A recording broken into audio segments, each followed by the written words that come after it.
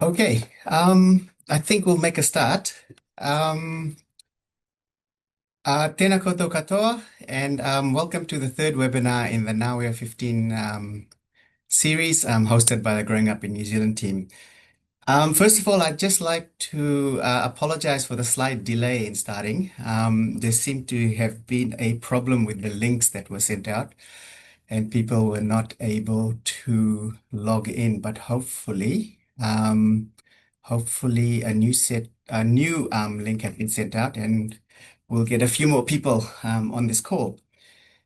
Um, Now, I just wanted to introduce myself. So my name is Evanesh Pillay. I'm the Research and Biostatistics Manager at Growing Up in New Zealand. And it is my pleasure today to be presenting this data access workshop along with Terry Lee, the Data Access and Systems Coordinator at Growing Up in New Zealand.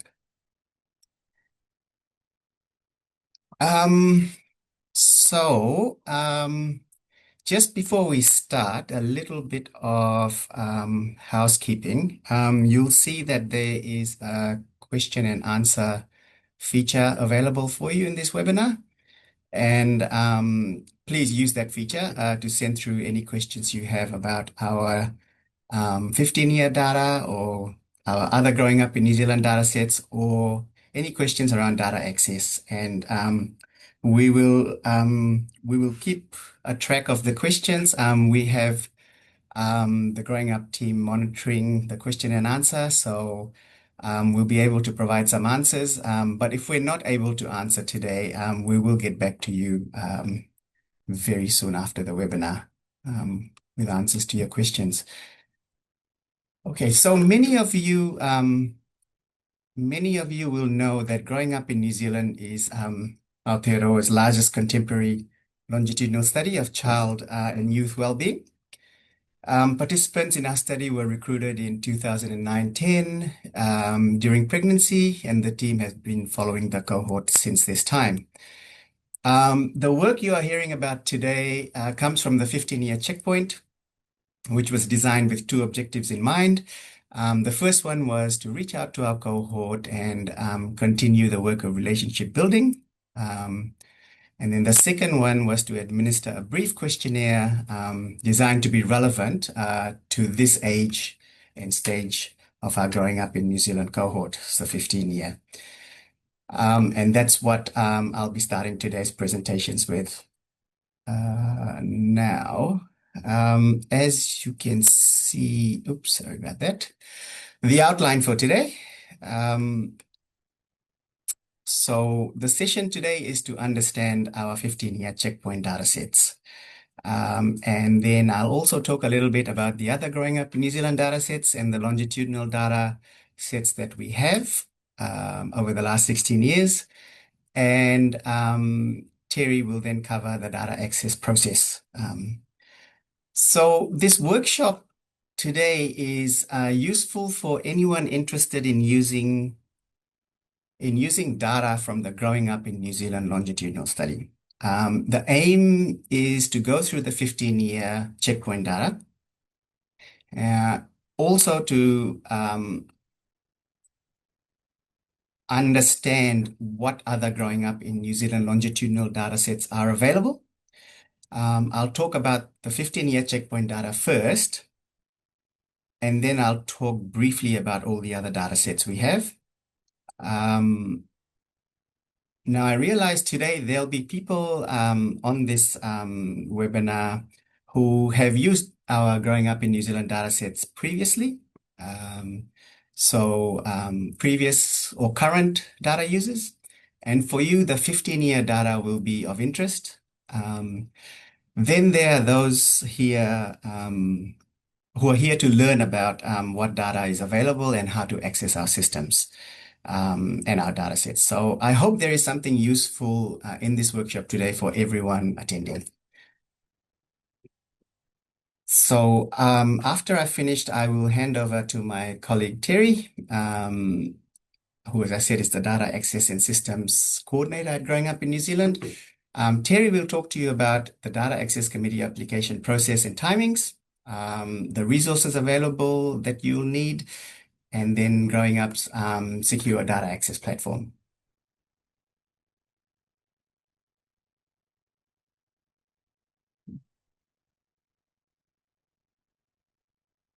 Okay, so I thought I would start this workshop today by talking a little bit about the Now We Are 15 Methods paper.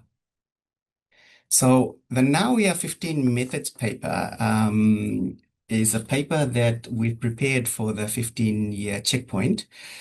You would have seen references to this paper in the Now We Are 15 snapshots and the supplementary materials. And so we've developed this paper with the aim to provide a summary of the 15-year checkpoint, which occurred between February and July 2025. And so the aim is that for a data user, they are able to look at this paper and get a summary of what it is that we collected at 15-year, a summary of the longitudinal response patterns that we've observed, some information on the key socio-demographic variables in terms of descriptives that we've used, a general approach to the way we did the analysis for the 15-year snapshots, and how we dealt with missing data in the questionnaires. Also included in this 15-year methods paper at the end is a citation. And so the hope is that all data users are able to use this paper, get a summary of the 15-year data collected and the methods, and then be able to use this paper in the work that they'll be disseminating. Now the 15-year methods, Now We Have 15 Methods paper will be available on our website by the end of today. And so I'd encourage you to have a look at that paper and see what information is in there. I'll just mention that the information in the methods paper is a collation of information that's available in our Now We Are 15 snapshots and in the Now We Are 15 supplementary material.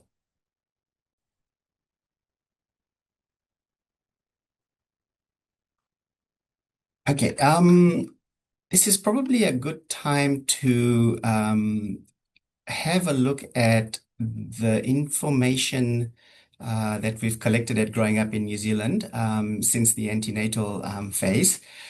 So this diagram here shows us the mode for each data collection wave, starting from the antenatal phase up to the 15-year. So at the 15-year, you can see that we collected the mother questionnaire information and the child questionnaire information, and they were virtually collected. So caregivers and children were able to fill it out on a computer. If you look at the antenatal phase, the study began by recruiting pregnant mothers who had expected delivery dates between the 25th of April 2009 and the 25th of March 2010. These pregnant mothers were residing in the then geographical areas defined by the District Health Board regions of Auckland, Counties Manukau, and Waikato. The cohort at the start was 6,853 children recruited at baseline. The cohort was very diverse. It was broadly generalizable to the New Zealand birth population at the time. And since then, you can see in this diagram, the study has collected quite a bit of information at each collection wave. All the information that we've collected from the antenatal phase, the reporting from this is all available on our website, and this can be accessed at our website under reports. So I encourage you to have a look if you haven't seen this information previously. Okay, so at the 15-year checkpoint, what did we collect? So the 15-year checkpoint questionnaires comprise of a young person's questionnaire, a primary caregiver questionnaire, and a child proxy questionnaire. So the child proxy questionnaire was completed by the primary caregiver. And so these are the three questionnaires that you can see. And these questionnaires will also be available on our website along with the data dictionaries by the end of today.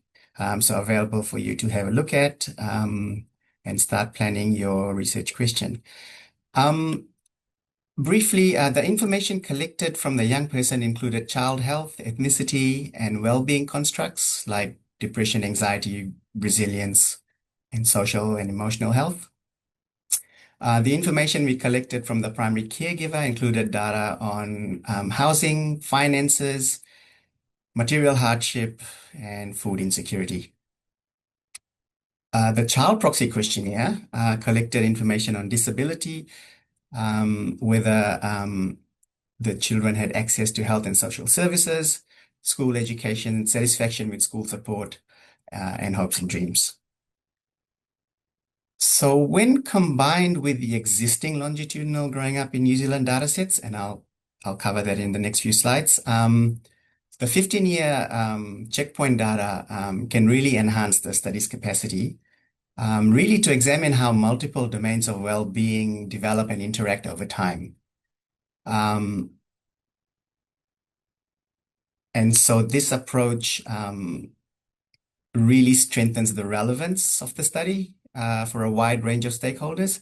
And then it supports more nuanced longitudinal analysis across the life course and for your research question. Very quickly, the 15-year checkpoint data dictionaries that will be available at the end of today on our website. These data dictionaries correspond to the questionnaires. So one for the mother questionnaire, one for the child questionnaire, and one for the child proxy questionnaire. The data dictionaries contain information on all the individual questions that are present in each questionnaire. For these data dictionaries and for all the other data dictionaries, please have a look at our website. I thought I would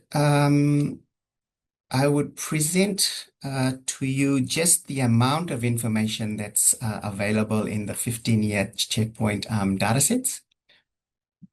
So our three questionnaires, the mother, the child, and the child proxy by mother questionnaire. The dataset column is what the datasets are referred to. So DCW 15 is the NAWIA 15 checkpoint, and then mother, child, and child mother, the suffixes. The number of cases are the number of rows in each of these datasets. And then, as you can see, the total number of variables show that we collected quite a number of pieces of information on the mother and the child.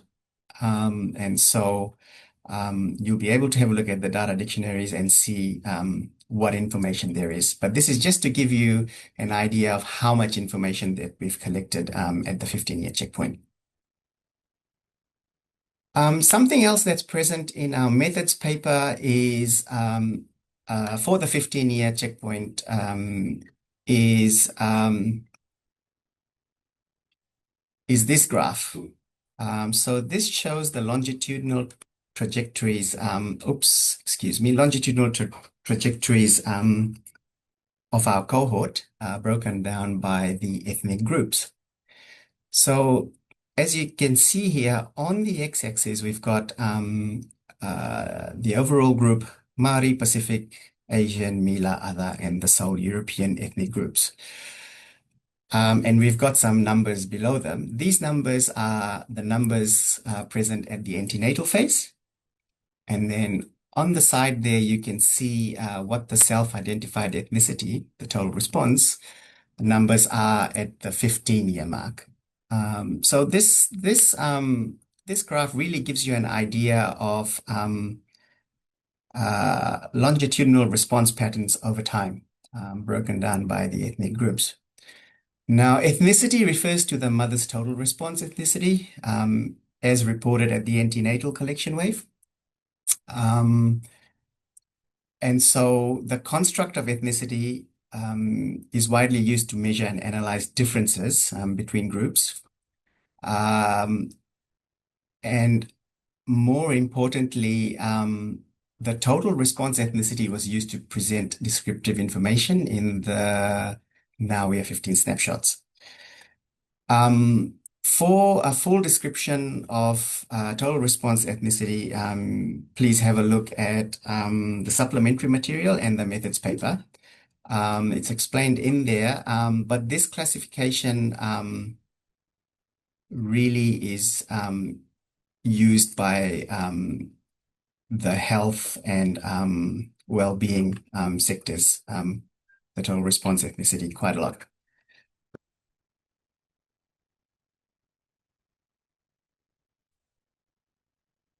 Great.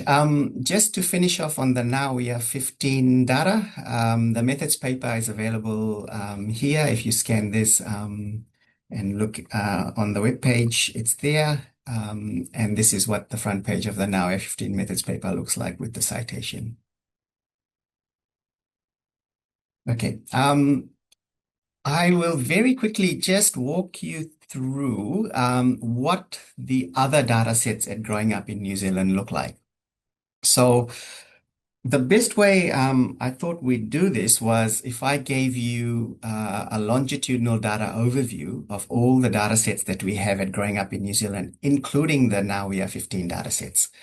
So as you can see up at the top, in those orange boxes are the data collection waves, starting with DCW0, the antenatal phase, DCW1, the 9-month, DCW2, the 2-year, all the way up to DCW15, the 15-year checkpoint. And these cylinders represent the questionnaires that were rolled out at each collection wave. And so at the 15-year, as I've just shown, you can see we had the mother questionnaire, we had the child questionnaire, and we had the child proxy questionnaire. So as you can see, we have quite a lot of data that we've collected over 16 years. They are all available for you to apply and use for your research questions. But this is a good overview to see how much data there is available at Growing Up in New Zealand, and whether it's from the child, the mother, the partner, or the child proxy questionnaire. To go with this diagram, these are the sources of information that we have at Growing Up in New Zealand. So we have information that we've collected on the mother. And the way we refer to this in our research data sets is MID.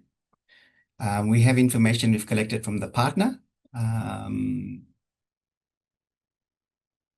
So typically the partner defined as the young person's mother and their household. Child proxy mother is information about the child provided by their mother. We have the child proxy partner information that we've collected at some time points.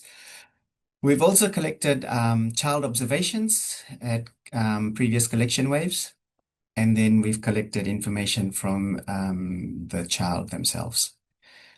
So this is just to give you an idea of different sources of information that we've collected from different people in the Growing Up cohort. To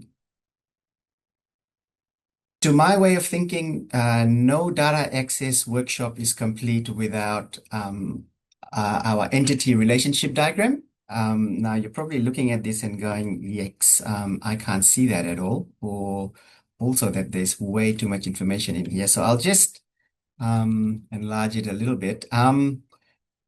This is analogous to the diagram you saw before. It starts from the bottom, from DCW0 antenatal on the left-hand side, and all the way through to DCW15 up the top.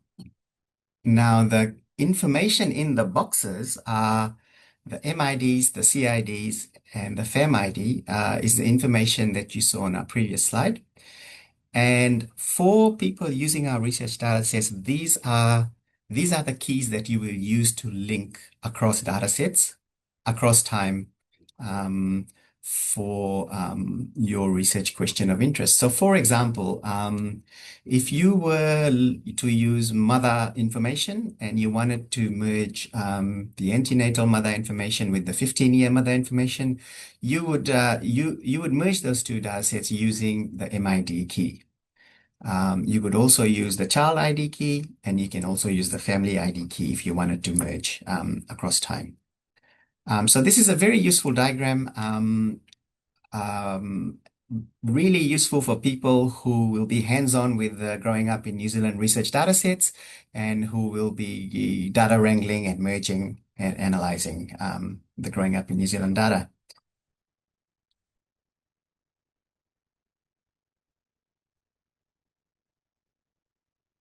Let's see, one more. Okay.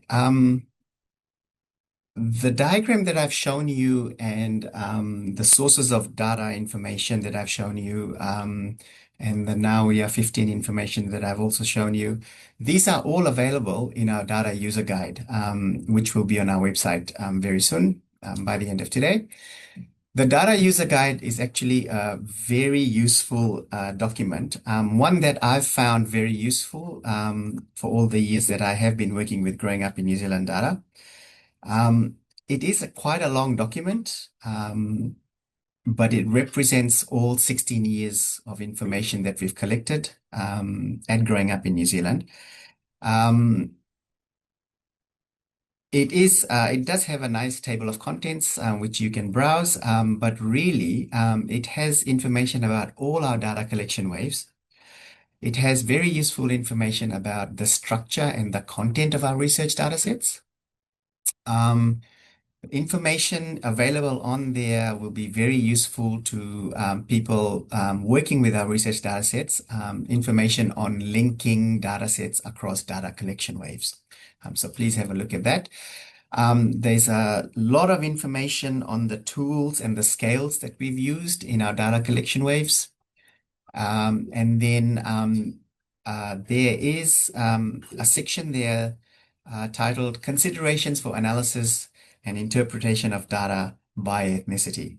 And so Terry will talk more about the data user guide in his part of the talk. I'll hand over to Terry now. Thank you.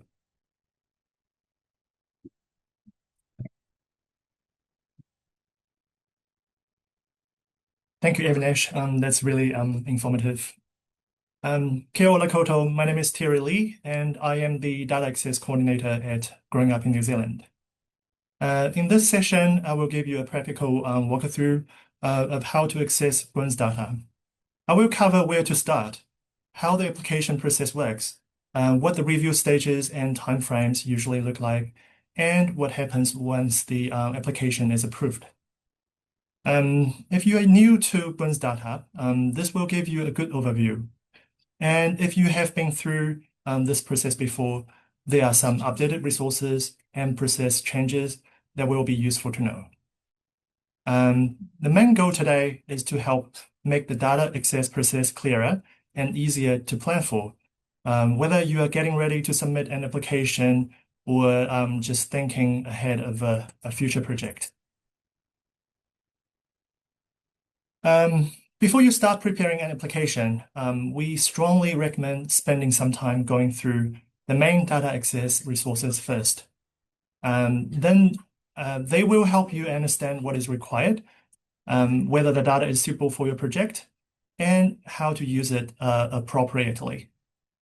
I'll start with the data access application form, because this is often the most practical place to begin. It walks you through the information we need to assess a project and gives you a good sense of what you should already have thought through before applying.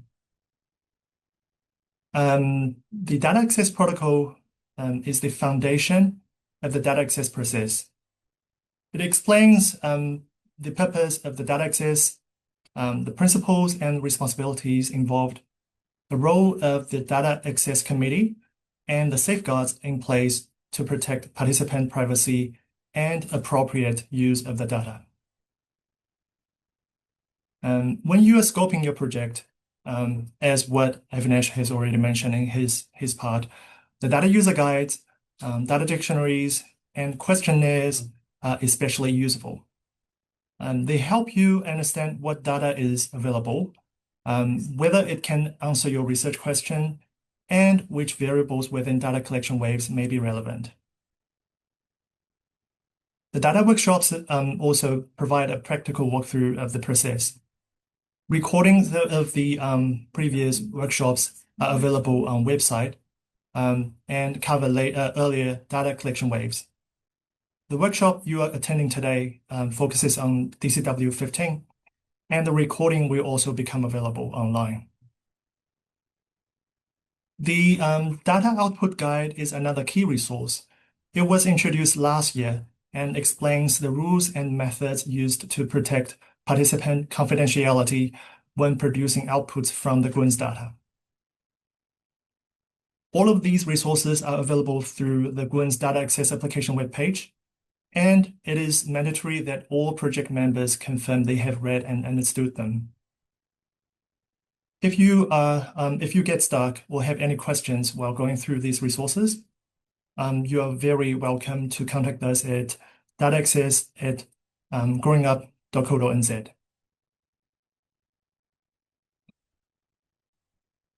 Before submitting an application, it is worth spending a bit of time walking through these resources carefully, because they can save you a lot of time later on. They help you check whether the data can genuinely answer your research question, which data collection waves and variables are relevant, and whether your proposed use is realistic and well aligned with the data access process. For example, the data user guide gives you a high-level overview of the study, the collection waves, the data preparation and data structure, while the data dictionaries and questionnaires let you dig deeper into the data details. The data access protocol helps you understand expectations around appropriate use, privacy, Kaitiaki or guardianship responsibilities, as well as protecting the value of the study. And because Kaitiaki principle mentioned in the protocol is important in the data access process, I will briefly highlight what it means in practice. The Kaitiaki principle, or guardianship principle, means that data should be analyzed, interpreted, reported, and published in culturally appropriate ways. It also means that data contributed by Maoli participants and other contributions to the study that draw on Maoli knowledge and expertise are regarded as taonga. Their value should be preserved, protected, and used productively, and importantly for the benefit of Maoli. At the same time, data contributed by members of the other culture groups and other contributions to the study for those groups should also be valued and protected in a similar way. So overall, this principle reminds us that the data access is not only about whether a project is possible, but also about whether the data will be used in a way that is responsible, respectful, and also culturally appropriate.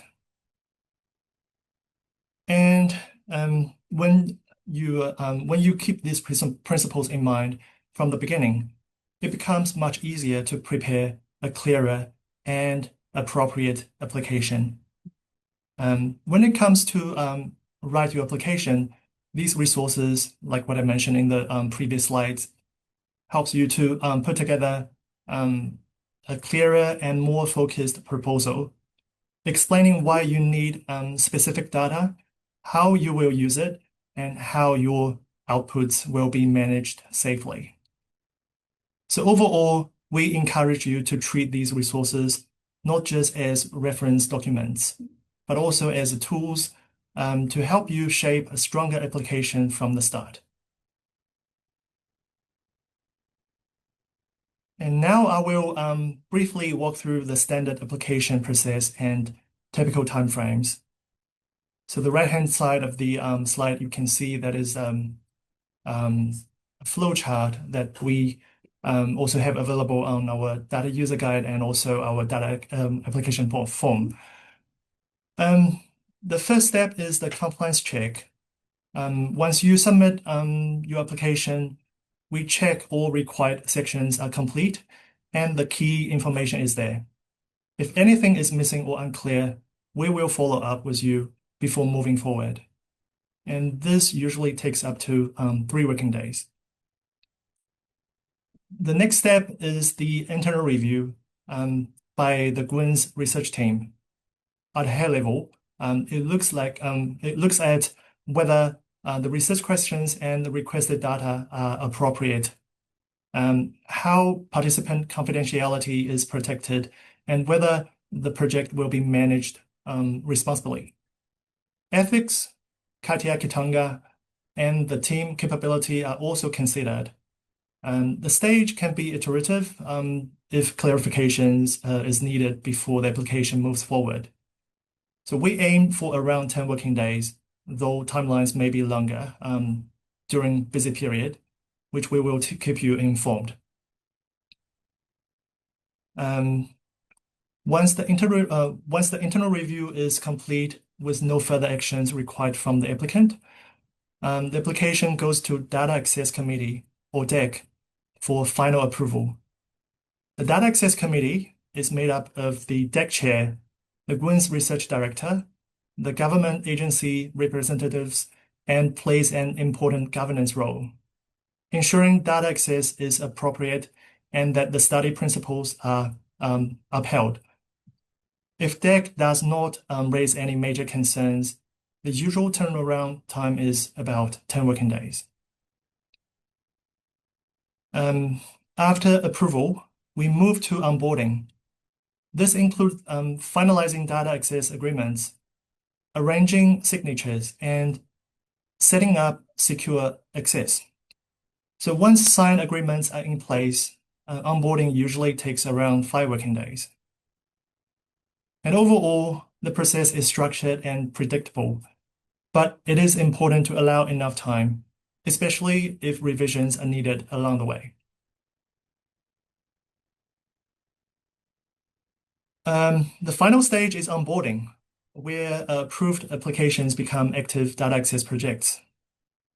As mentioned already, after approval, we prepare the relevant data access agreements between the University of Auckland and the researcher's institution.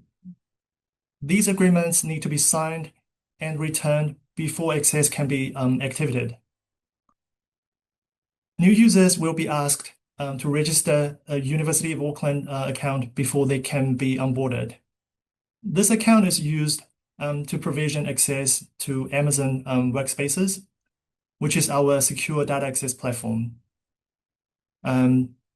Amazon Workspaces is a virtual Windows computer environment where approved researchers can securely access the following: the GWINS research datasets, carry out analysis within a protected environment, collaborate with other approved team members on the same project. Once the access is set up, new users will receive their login details and the platform user guide. Access is approved for the duration of the project up to the end date noted in your data access application. I will now briefly touch on what happens after your analysis is completed. When preparing your outputs, you will be following the data output guide. The data access platform provides cell suppression and random rounding macros, which align with the approach used by Stats New Zealand in the IDI platform. These are reliable tools to help you produce outputs safely. Once your analyses are finalized, output requests are submitted to the data access coordinator, which is me. The GWINS team will review all outputs before release to ensure they meet the requirements set out in the data output guide. The output checking process usually takes up to 5 working days.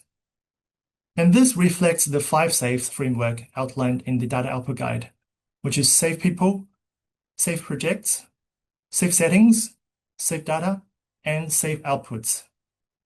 In other words, data access is not just about project approval. It is also about ensuring the the data is used in a secure environment and that our outputs are carefully checked before release to protect participant confidentiality. Data users are offboarded from the data access platform once their project has ended, as per the end date noted in the data access application. If you need to make changes after approval, such as extending your project end date, editing team members, or adding more datasets, there is an amendment application form specifically for the purpose, which is available on our website. To wrap up, plan early, use the key resources and allow time for review, agreement sign-off, onboarding, output checking, and submit amendment application when necessary. So this brings us to the end of the data access process overview. I hope this has helped clarify the data access process, and we look forward to supporting your questions and applications. Once again, our email address for data access is dataaccess@growingup.co.nz. I'll now hand it back to Avinash.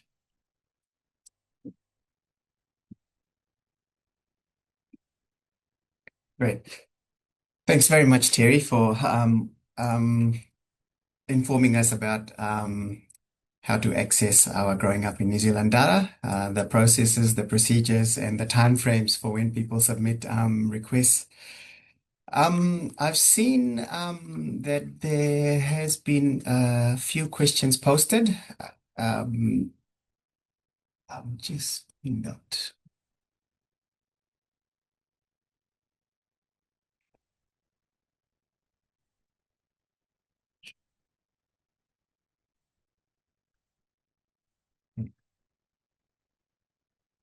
Um, and thank you, Carolina, for responding to our questions. I saw I might answer one question I saw about from Josie. Is the data linkage from MOE available to data users yet? Yes, so if you are interested in using any linkage or additional data for use with our Growing Up in New Zealand datasets, please contact us with your request and information about which data you want to use in our system. We will have a look at this on a case-by-case basis. The things that we have to check and satisfy are that we have consents in place for using any such data, so any MOE data. So Josie, we just have to make sure we have the consents in place to use that information.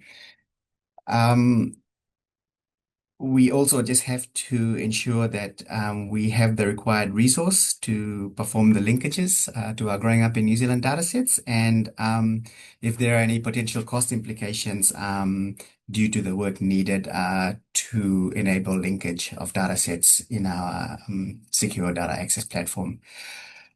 So yes, please send us your requests about using data in our system. And Josie, to answer your question, I will come back to you with a confirmation on whether the MOE data is available to data users yet.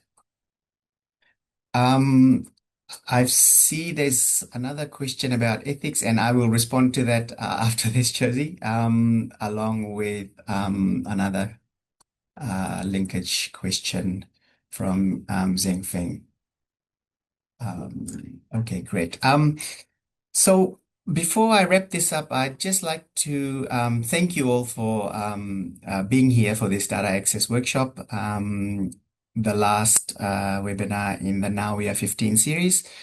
I'd really encourage you to have a look at the resources on our website, the documents that Terry had up previously. And I would also encourage you to please submit your research questions to utilize the rich data that we've have and that we've collected over the last 16 years at Growing Up in New Zealand. So thank you very much, and I look forward to your data requests. Thank you.